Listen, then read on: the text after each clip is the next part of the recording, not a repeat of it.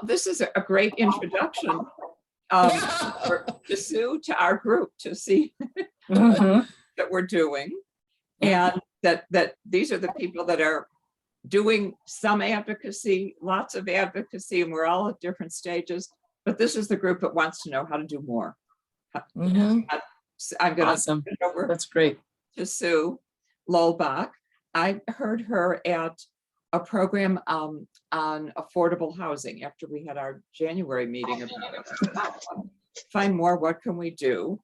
And she does a wonderful job with those. And we've just connected, and I said, would she do this? Expand on the chart about different kinds of advocacy. So Sue, welcome. I'm going to let you introduce yourself some more. And Great. we'll get started because it's going to be very interactive. As I'll continue to be very interactive. Right, right.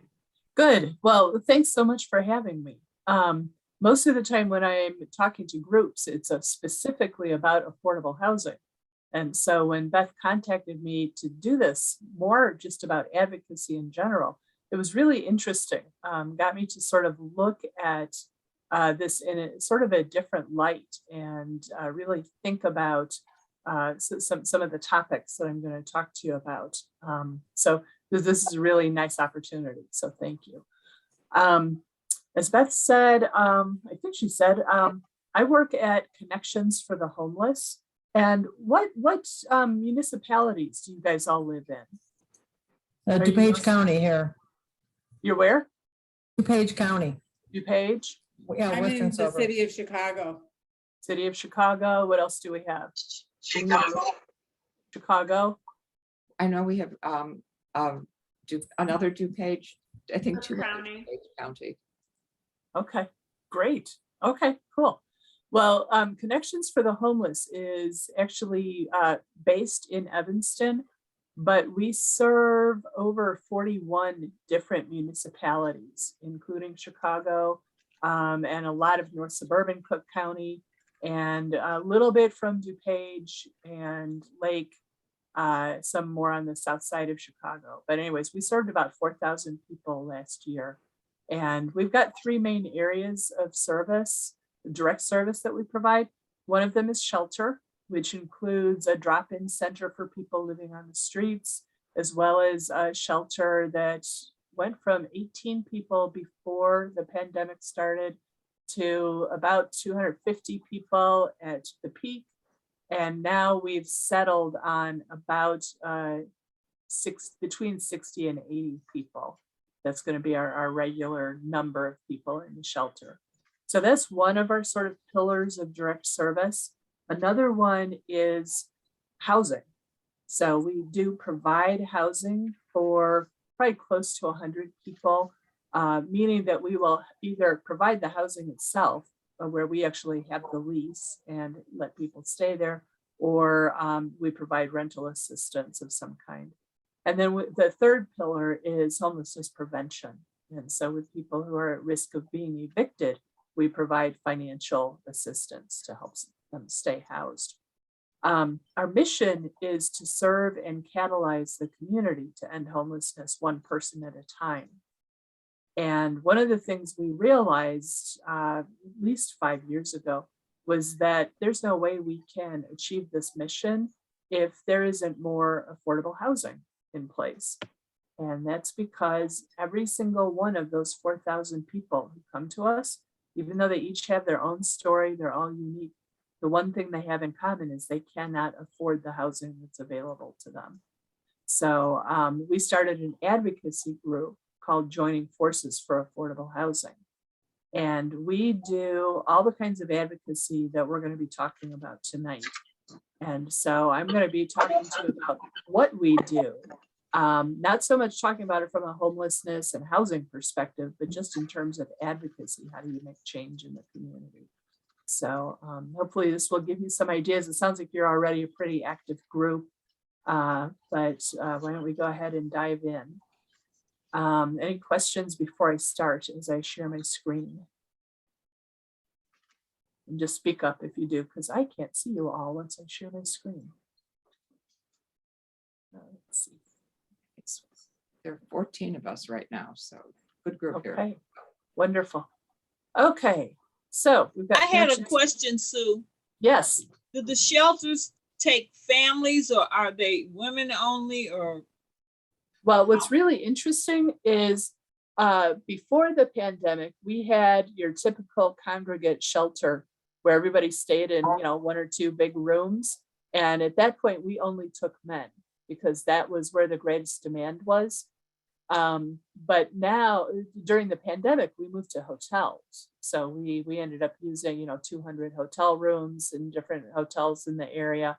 And now we are occupying a small boutique hotel in Evanston that's got like 60 rooms.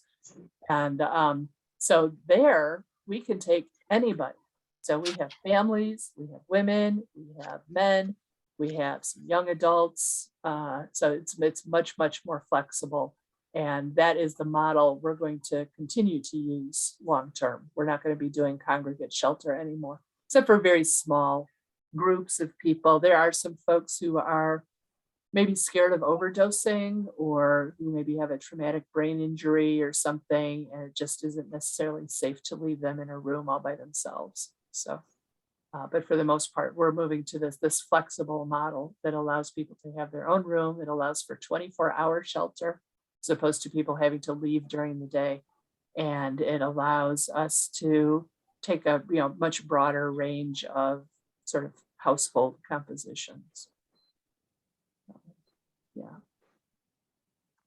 Okay. Thank you. You're welcome. So let's dive in. I want to start out with a question for you. And there we go. So if you could jot down somewhere, what are you passionate about, and why are you passionate about it? And what personal value of yours does it relate to? So I can tell you, I am passionate about affordable housing because it really, really relates to my sort of need to contribute. And I find that that's a way that I can really help to make life better for other people. It's something that's really important to me. Just jot down a sentence that if somebody said, what do you really care about and why?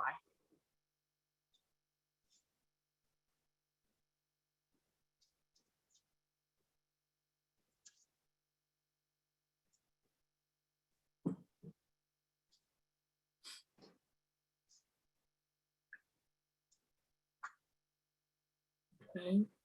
And you can fine tune that a bit as we go on. I'm going to switch us to the next question for you, which actually is going to be on a poll. So Beth, if we could have you launch poll number 1.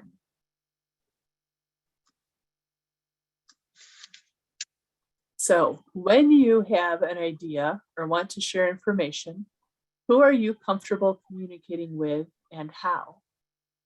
And so if you said, boy, I really want to do something about early childhood education. I know about this problem. I want to do something. Would you be somebody who would just talk to your family about it or your friends? Would you go out and find some experts in the field, some strangers you don't know? What would you want to do? And then how would you contact them? What's most comfortable for you? It's only allowing me one choice. I thought I could name all that were applicable. Oh, really? Oh, I'm sorry. I wanted to have it set up so you could do multiple choice.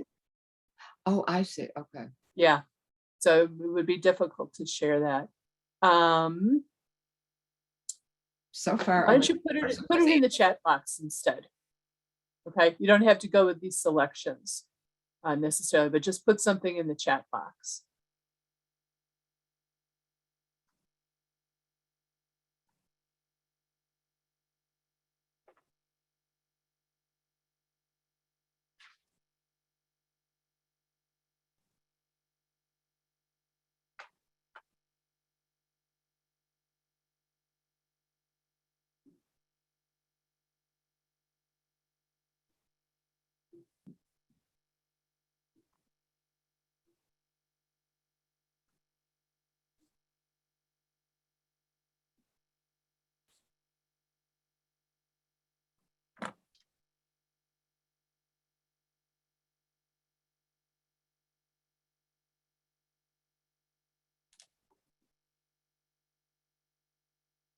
So, yeah, family and friends, somebody who would sort of do some research and talk to some experts.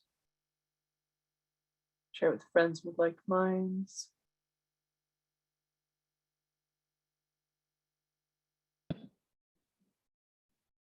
Friends or with people involved in the issue. An email or in person.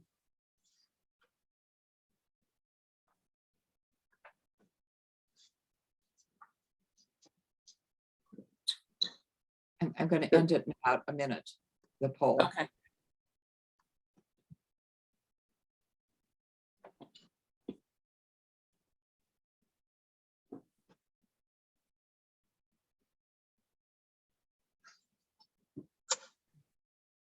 It looks like people are pretty much done.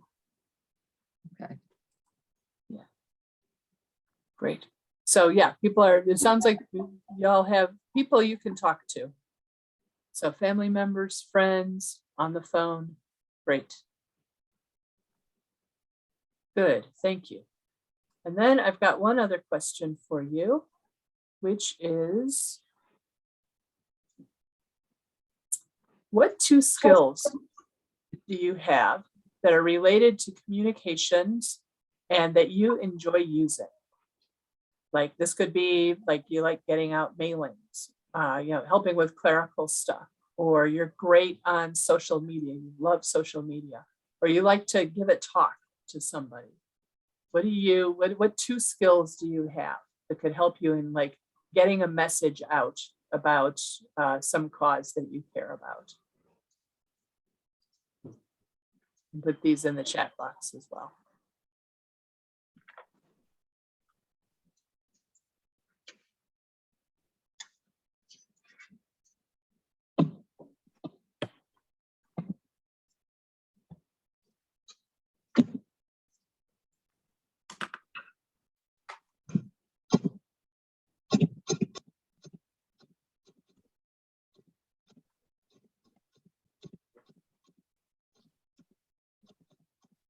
So we've been organizing and communicating. That's what he likes to do. Mailings, organizing and engaging others. Awesome. Much better one-on-one than working with groups. More of a soldier than as a leader. Like to write, getting better at Instagram. That's a whole new kind of writing for me, boy. Yeah. Wish almost a need to share important information with others. Yeah. Mailing with translations, cool. Making jokes, cool. Yeah, some different ways of engaging people. Wonderful. Okay. Well, in the interest of time, I'm going to please keep adding stuff and we'll go back and forth. But I'm going to move on. And I want to first say congratulations. You have taken your first steps to being an advocate.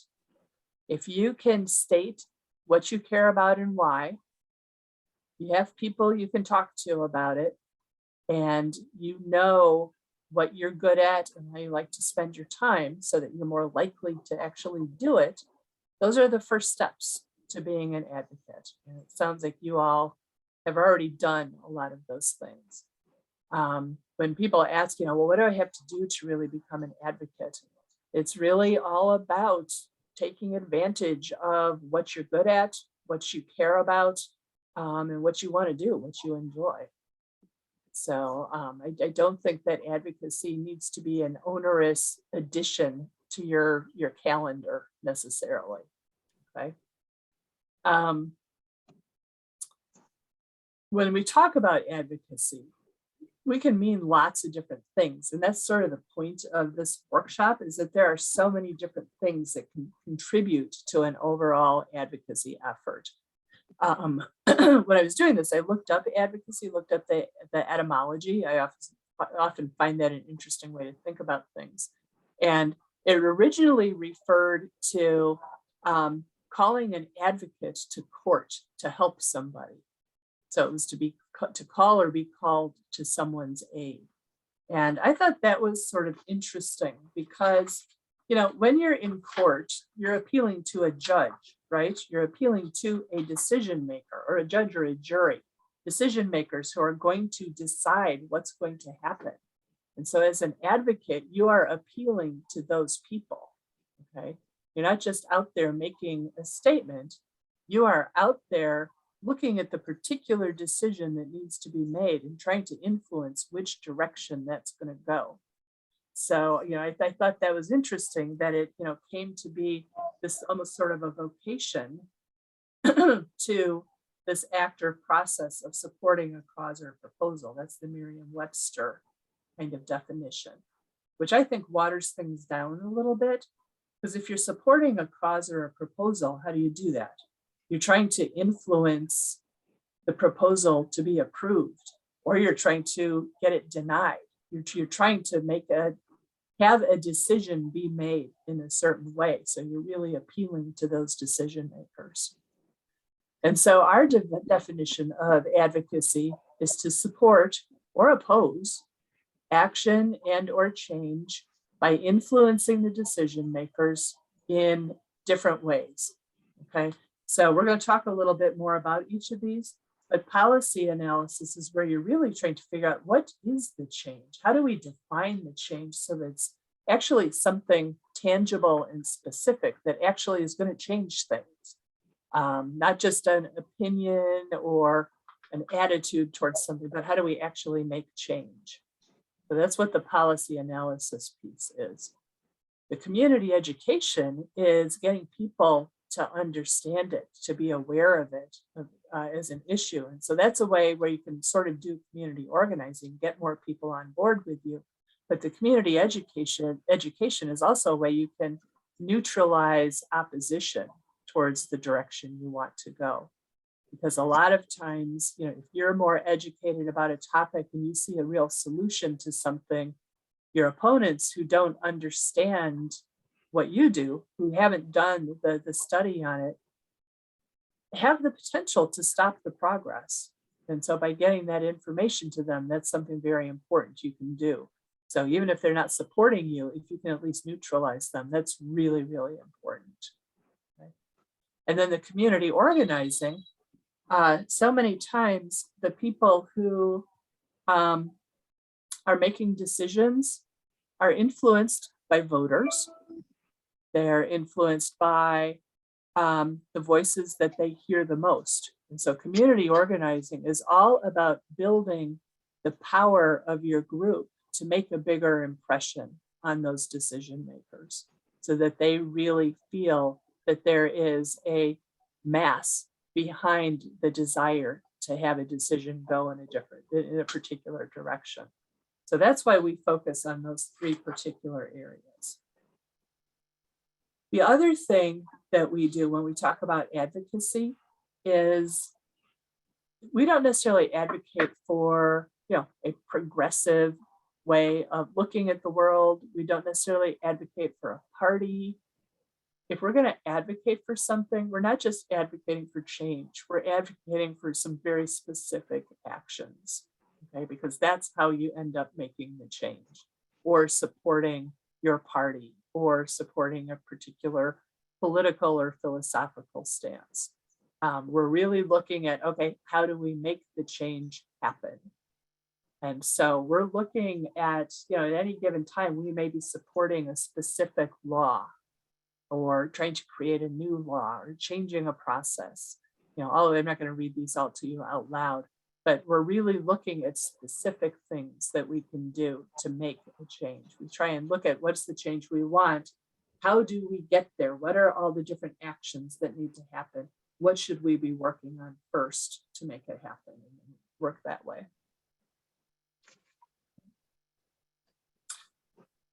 So stop me anytime if you have comments or questions.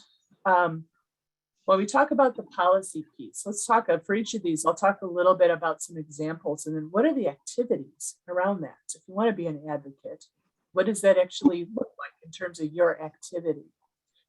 So when we're working on policy, we're really trying to define, communicate, and influence the decisions themselves that are made to make change. Okay. So that would be working on laws, there's a law related to affordable housing, called the Affordable Housing Planning and Appeals Act, which requires every municipality in Illinois to have a certain amount of affordable housing in place. And if it doesn't, they have to create a plan for getting there. Okay. So we think that that law is not clear enough on what municipalities need to do and doesn't really have stringent enough requirements. So we're working on making that law stronger. I would add lobbying to that, Sue. Yes. Yeah. Lobbying is definitely part of it. Yeah. Actually, I'm going to add that in on my notes. Thank you. Yes. Spending. Spending is definitely a part of policy. You've been hearing people probably talk about budgeting as a budget as a moral document.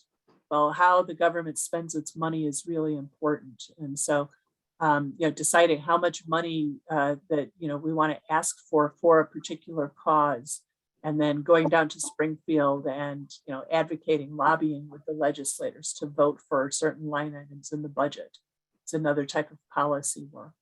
And then obviously, advocating for a candidate. That's not something that we can do at Connections because we're a 501c3, but that's certainly something that you as individuals can do, advocate for people to be elected who will support your particular causes.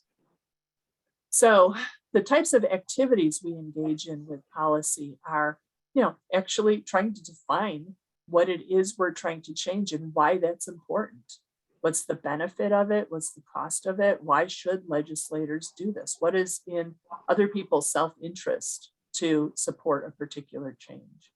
So actually documenting that, preparing talking points, figuring out how to make the case, identifying the decision makers, what legislators are on which committees that are going to be voting to move a topic to the House floor for a vote. Those are the people we need to get. So that can be a very sort of interesting, very focused kind of activity.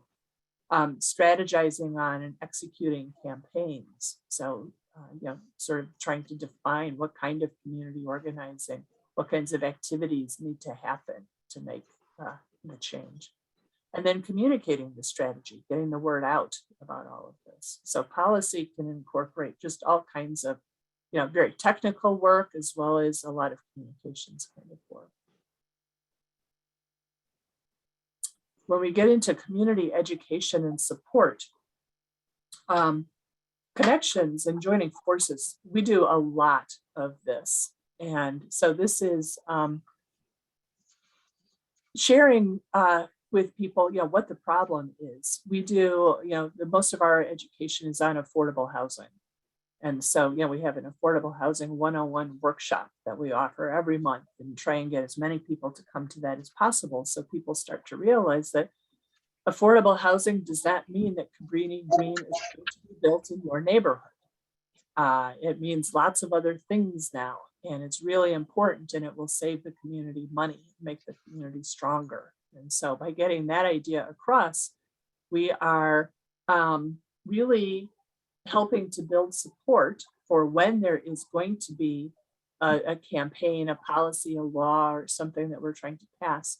There are people we can draw on who have that background, and it also can neutralize the opposition. So, if people are concerned that, a 16-unit affordable building is going to be built in their neighborhood and they're scared their property values are going to go down, we can show them the research that shows that that does not happen in this kind of a community with 16 units being built. It does not decrease the property values. But what it does do is increase your tax base because you have people with more money that they can spend and so on. And so we show the benefits. And while the opponents may not ever support us, maybe they won't come to the city council meeting and try to block the building. Okay, so the education is really important. And so, these could be workshops, communications campaigns, media events, letters to the editor. There's all kinds of ways to get the messages out there. But it's also labor intensive. So this is a great area for people to get involved in. Part of it is first your own self-education, attend workshops, and you can teach workshops. sending emails, reading emails, participating in social media. We'll talk about witness slips in a little bit. You can testify at hearings, advocate legislators, and so on. There's just tons you can do in this area, particularly if you're really passionate about something and like to talk and like to write. And then the community organizing. And so this is an interesting area. This is where you try and get people who are ready to take action when it's time to take action. Okay. So say you want to organize a trip down to Springfield right before a vote on a particular policy. How do you get enough people to go with you and to file witness slips and to send emails and make phone calls to actually get the legislator's attention? Or, you know, in your municipality, you want to support a new building. How do you get people to sort of, you know, overpower the not in my backyard folks who don't want that building there? How do you show that there's actually so much support for a topic that, you know, people, the decision makers should vote for it? And so a lot of this work is done by talking to people one-on-one. Find out what is their self-interest. Does this really tie to their values? Is it something that they can buy into and would put themselves out there for? You can do work groups. You can create actions, marches, you know, demonstrations. This is where, you know, a lot of the sort of, you know, stuff you see on the news comes from in terms of advocacy. And some things that are really important here that you could do is if you know somebody who's impacted by the topic you want to advocate for, it's so important to have the voices of people who have been impacted to show what the difference, what difference people can make by, you know, making the decision that you want them to make. You can get people together and have meetings to design a campaign. You can organize a trip to Springfield or to your city council or village board meeting. You can do sign-on letters and petitions, create viral social media campaigns. There's lots of stuff you can do here. And this is stuff that, you know, you can really make it go viral within your own network. Okay. So let's see how this poll will work, Beth. And again, here, you can just, if you've done multiples of these, just pick the one that you've done the most of. You just get a sense of like how much people have done.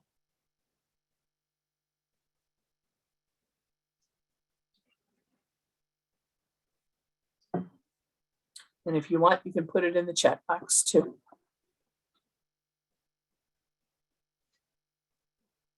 Witness slip warrior team, cool.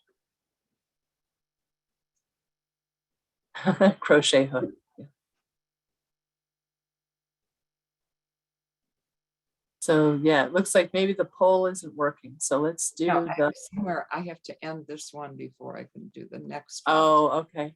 And it just says edit.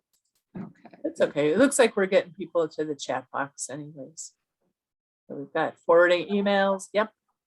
Attending public demonstrations.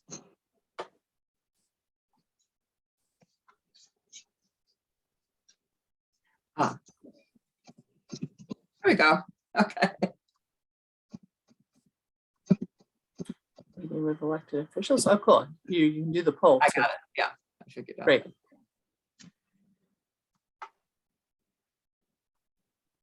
Oh, and you can do multiple choices on this one. Good.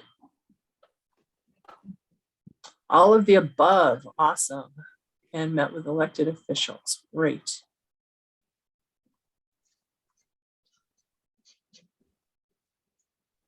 So we definitely have some experienced advocates here. Wait. Oh, you changed the question. I mean, I just answered on don't. What was the? Did we change the question? Well, it used to say how you don't in the past. So I was answering what I didn't do. Okay. Oh, you're telling me what you didn't do. Okay. Because it said don't. Okay. Yeah. I- So which ones have you done? Okay, so.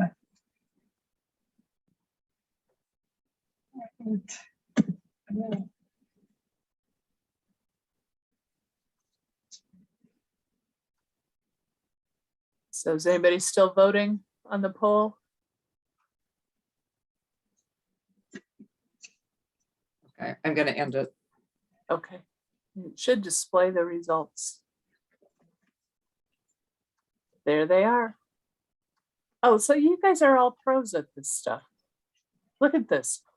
You guys have done like some of everything. There's been a lot of you. Wow. That's great. Some of you have even organized rallies and testified. That's great. Okay. So yeah, you guys are experienced advocates here. That's great.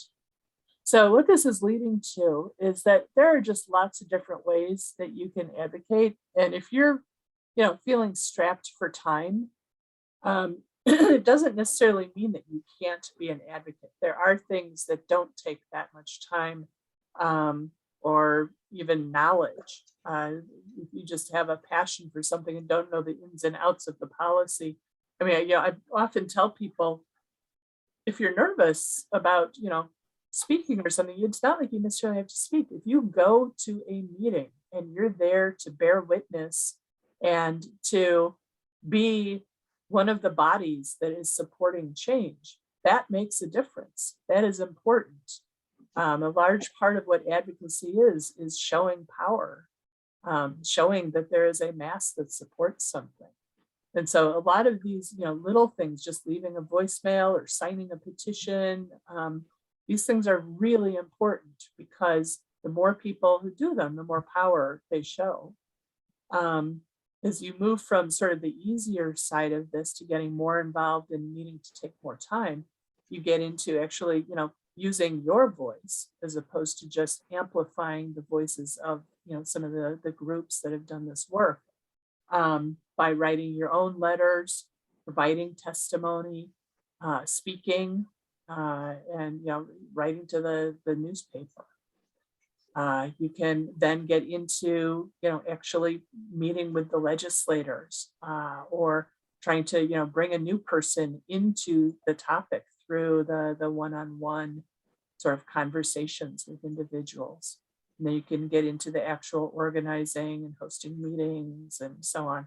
This is not like a really scientific flow, but just to show you sort of the range of things that you can do. And every one of these levels is important. Does anybody need more time with that one?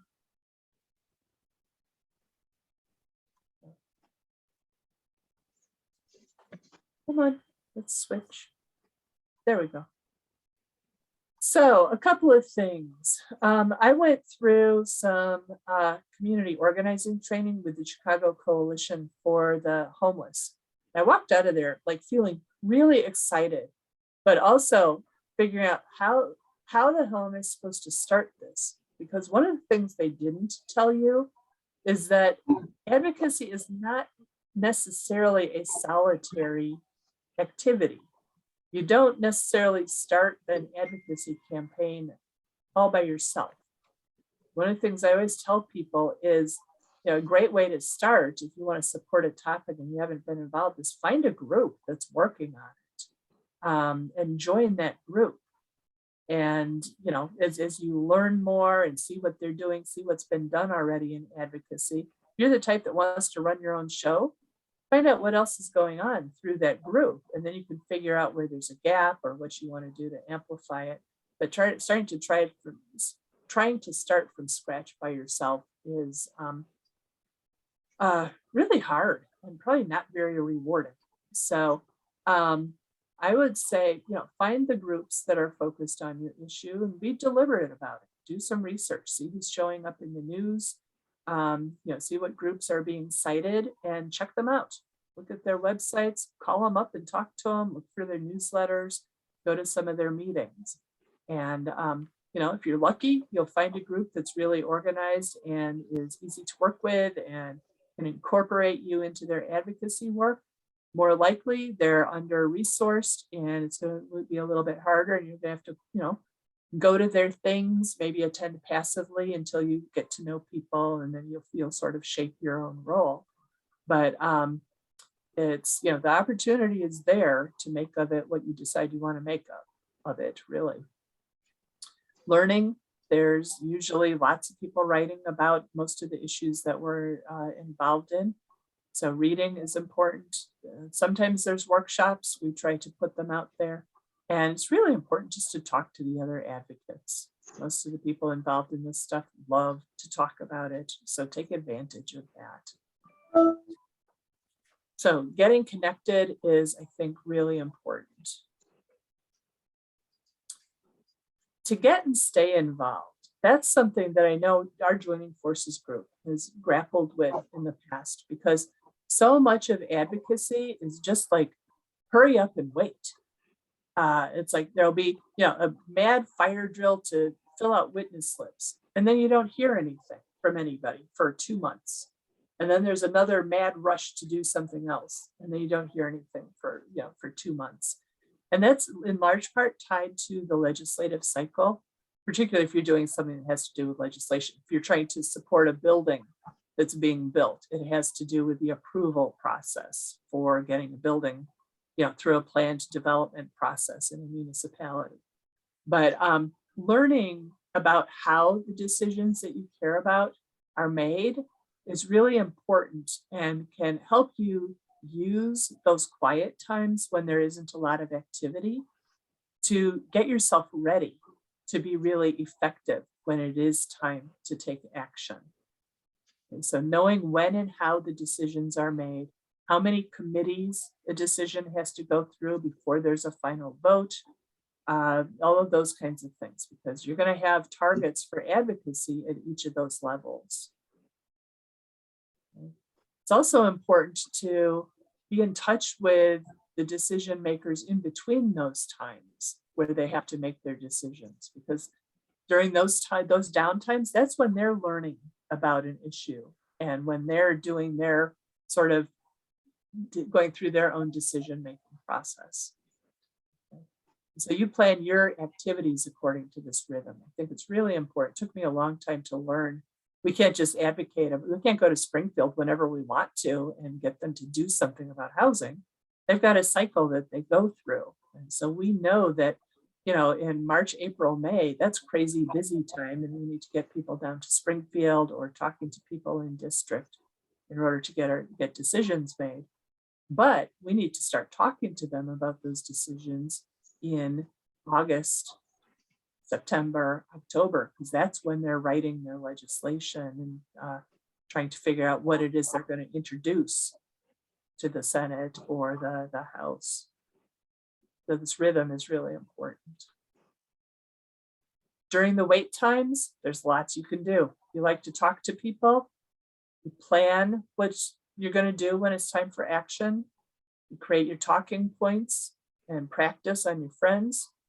You make a list of who else you can talk to, people you do know, people you don't know. You want to move out of your own comfort area. You make appointments with some folks you don't know. Get your appointments and give your pitch and try and get other people on board. So there's lots you can do during these downtimes. If you're working with an organization that's really tuned with the whatever the cycle is, then they may have some guidance for you on this. This is also an area where you can step up and say, hey, we need to be talking to people now about this. If you're a writer, great way to start doing, design your own, communications campaign. Send people, an email a week about a different aspect of this topic. And we'll talk a little bit about how to sort of get their attention and not just turn it into spam. If you're a reader, keep reading and learning and share what you learn. During the wait times, if you're sort of a policy wonk or organizer, this is another time where you can really start to think about what needs to change, what isn't happening, how can we fill those gaps, what legislation is needed, what legislators can we talk to get them to start thinking about this. But there's lots you can do during these wait times. And a lot of it is getting ready for these hurry up times. Because when it is time to hurry up, your advocacy groups are going to be saying, we need this email forwarded to as many people as possible.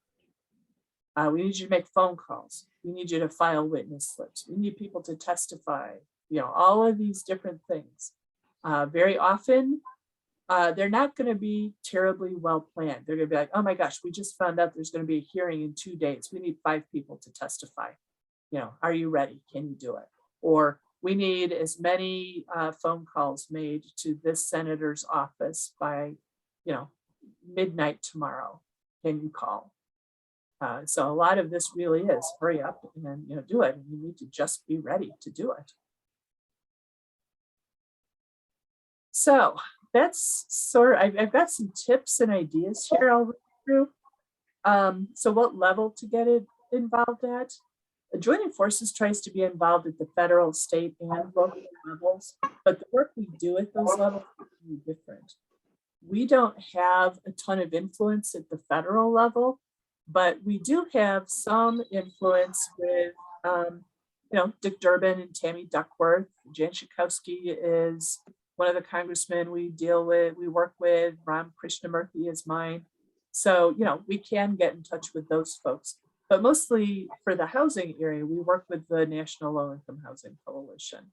And they send us email blasts, we forward them out. That's pretty much it. Okay. Sometimes we'll participate. It's easier to participate in their virtual legislative action days. I was in DC one year and went around, talking to some legislators on that day, but that's harder. We're not going to fly to Washington every time they want to do something. The state, is a little bit easier.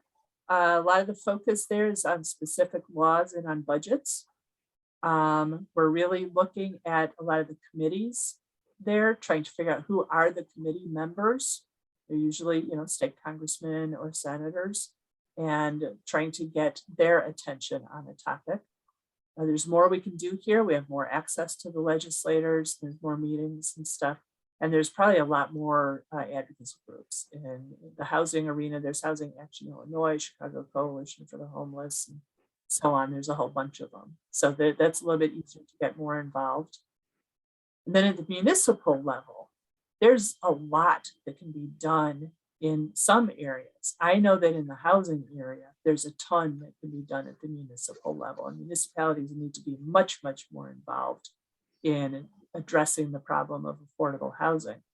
So there is money that many municipalities have that they have, the option of spending it on my issue. So I try and get them to do that. We're dealing with decision makers and influencers, so that's staff, village board members, aldermen, as well as voters. So getting voters involved is really important. There's a lot of opportunity to partner. Municipalities are typically under-resourced, and so if you can help them do some of the work, get them some of the research, that's really helpful. And it impacts your neighbors. You can get them involved. So that's something to sort of decide too, is, do you want to be involved at all levels, and what can your involvement be at the different levels? Where do you want to spend your time? Getting ready ahead of time, I have found, is something that's really helpful. So I sort of know if there's going to be an email that needs to be forwarded, I know who it needs to go to. I have their email addresses ready. I don't have to go, oh geez, do I have to go through my whole email list to send out this one email? No, I've got a mailing list ready. I've got the list of my legislators that I want to send at the state level, and then at the national level. So I have those already. I have the phone numbers. If there's a bill coming up, I'll look up the bill number and see if there's anything interesting happening there so that I can file a witness slip. So this piece, getting ready ahead of time, can really make those taking action steps a lot easier. And then if you are going to be sending emails, particularly if you're forwarding them, I got to the day I was putting this slide together. One said SOI urgent steps / call to action. If I sent that to any of you, would you open it?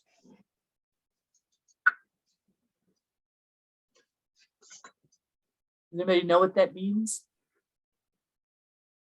No. Okay. If I sent you one that said, hey, this is Sue, will you support, yeah, will you at least take a look at this? I'm trying to stop discrimination. Would you open it? You might be more likely to. Okay. You could personalize it even more and say, Elena, please help me with this. You know, something like that. You could also say source of income, or people with housing choice vouchers are not able to use them because nobody will rent to them. You know, help me change this. No, that's too long, obviously, for a subject line.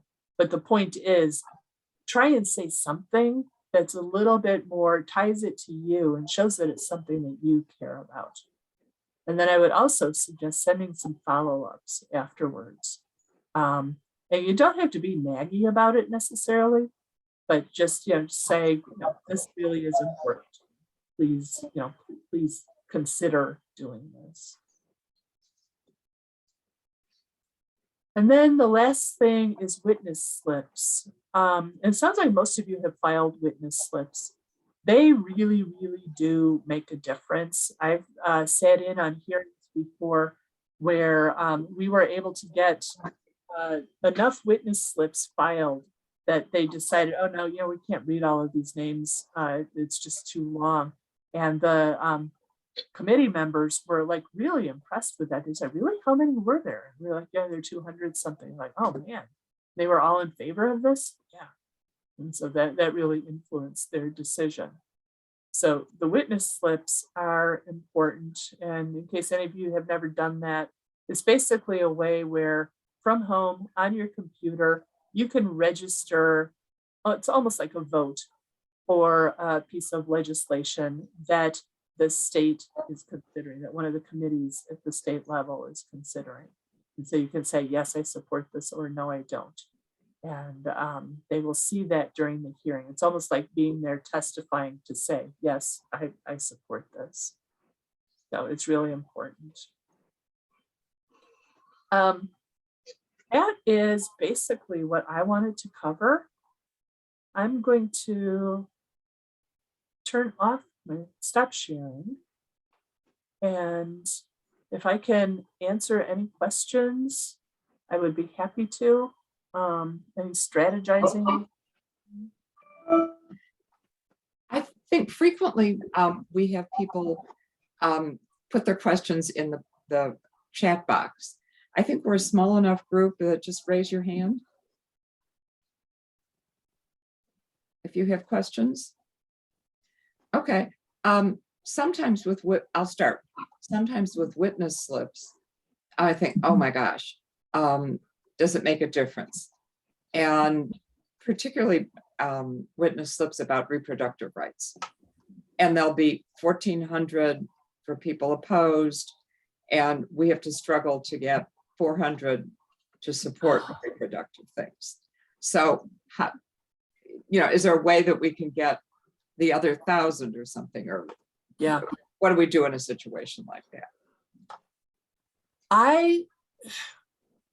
My feeling is that, you know, a lot of it has to do with people being ready.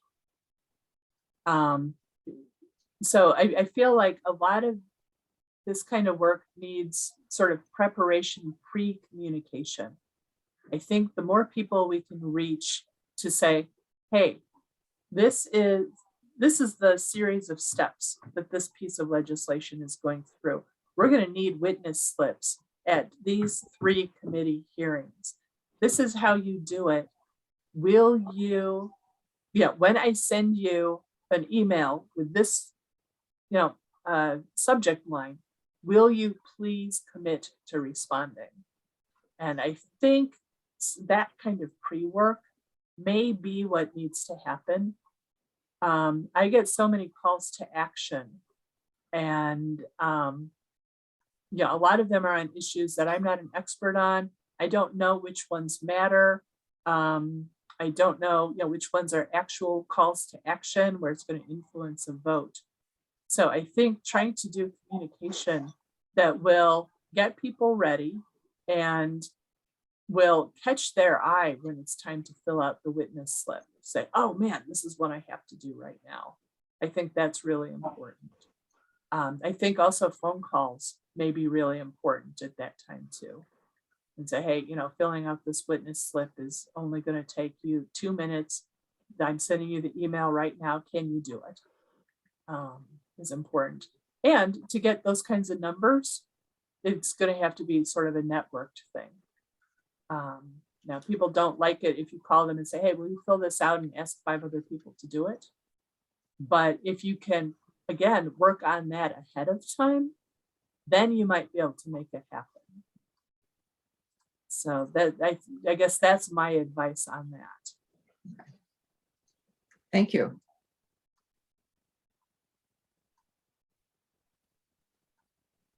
Okay. Any other questions? I'll do another one. When you made the list, write what you're interested in. I think, I'm interested in everything. So can you be interested in two or three different topics? Or is that a timing issue that I think it's purely a timing issue. okay. I mean, yeah, I do affordable housing full time as my job, and don't have time for other issues, and find I get distracted by other issues. On the other hand, if I decided, I think that you had asked me about, you know, an armchair advocate. If I just did, you know, focused on forwarding emails and trying to increase the network of people that were responding to the emails of the groups that I care about, I would probably have capacity to work on a bunch of different issues. So again, I think that's where it ties into, what do you really enjoy doing? You know, maybe you would really enjoy like keeping tabs on how many people you get to respond to things. And, you know, so I think it depends a lot on what you're good at, what you like to do, and how much time you can spend. Okay. You know, I would like to offer two. Am I unmuted? Yes.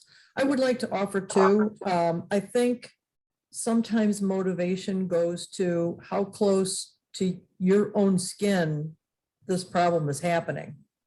And I'm basing that on, I don't know whether any of you guys heard about a year or two ago, there was a company in the western suburbs that was emitting a chemical into the air that made us 9 times more likely to contract cancer than people living 25 miles or further away. It was a Bruce Rauner company. It was. Bruce Rauner owned part of the company. It was called Sterigenics. Yep. And they used a chemical to sterilize medical equipment. So their defense was, if you shut us down, you know, how are you going to do surgery in Illinois anymore? We sterilize medical equipment. And we're like, you're the reason why so many people need surgery in Illinois, because you're fucking killing us from cancer.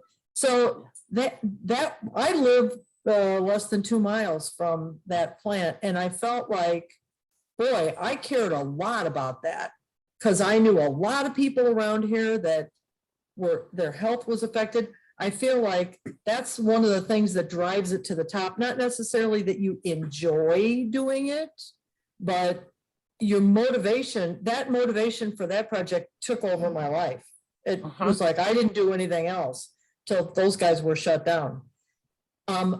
My desire to help people that are homeless or people that are less fortunate than me, I feel is more of a moral obligation. It's something that's just built into me, that you should take care of people who have less than you.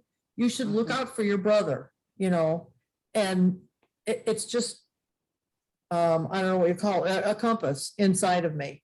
So it's not as personal as these fumes coming in my kitchen window that are giving everybody cancer, but it's something I can't get out of my mind. It's like that's what drives me. So again, it's not that I necessarily enjoy, I think enjoying seems like most of the the activities that I've been involved in is trying to stop something.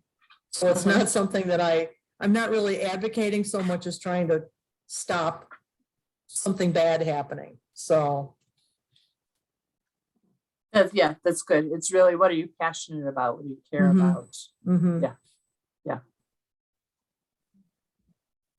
I'm interested from all of you if there are like tips that you have found to be helpful, ways of advocating that I haven't talked about that you think we should be including here.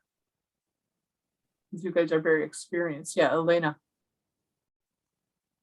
No, I'm not experienced, but one thing that pay my attention while you were talking, when you mentioned decision makers, and usually we think of decision makers when we think, I mean, our representatives, Congress, whoever, politicians who are already shaky people. I mean, the people that it's difficult to trust just by their own, I mean, who they are. But anyway, so when you said that, I remember something that just happened last week.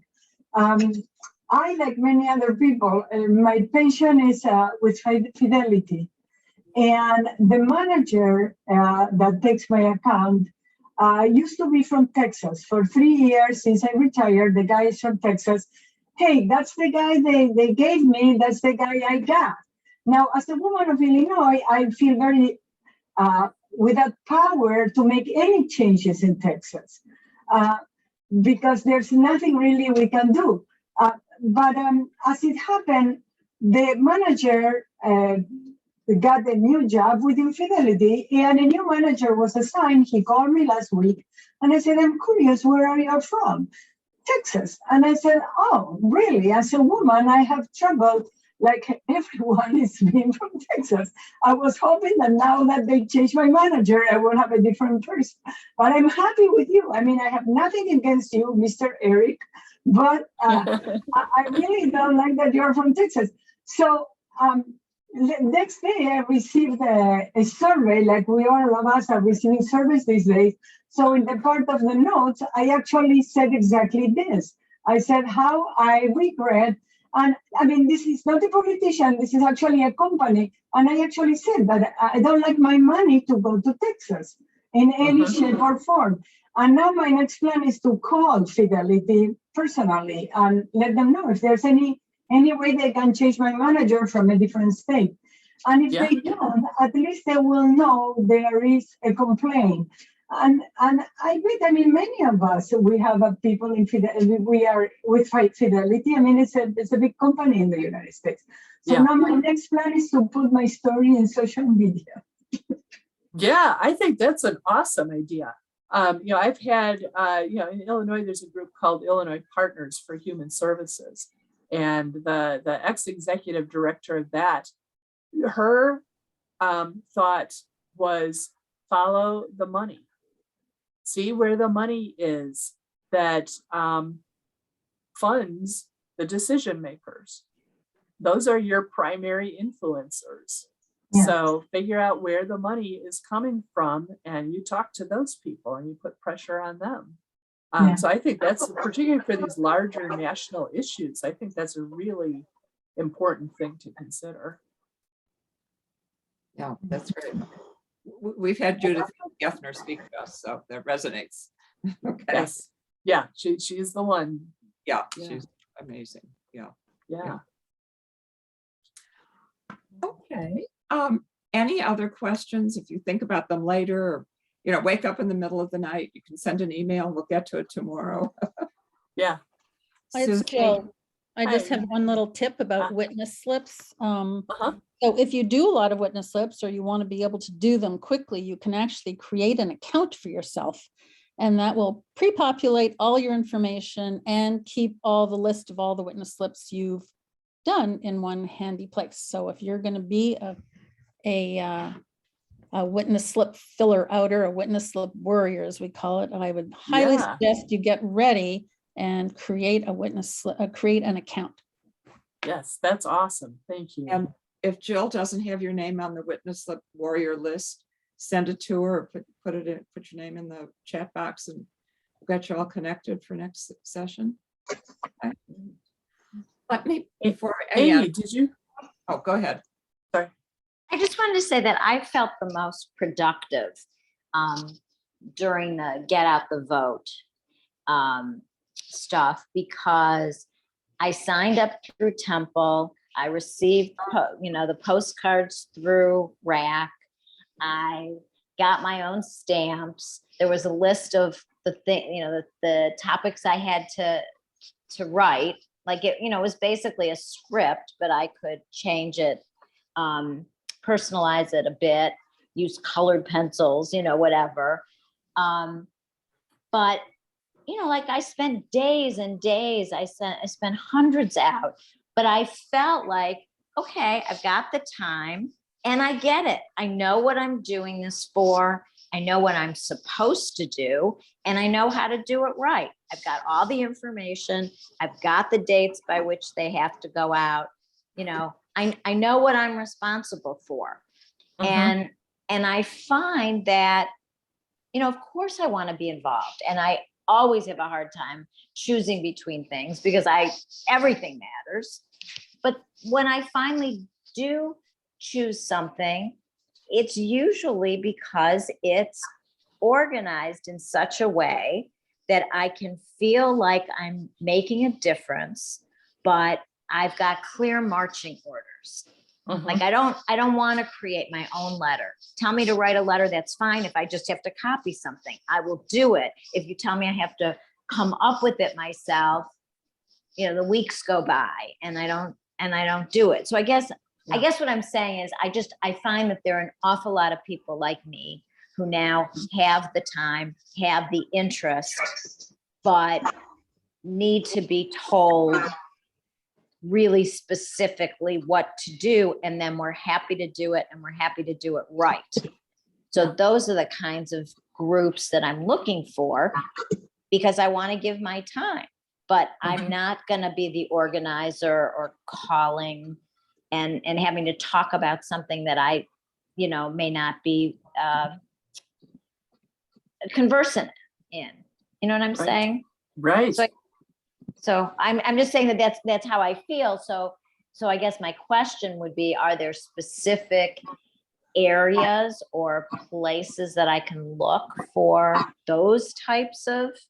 that type of involvement?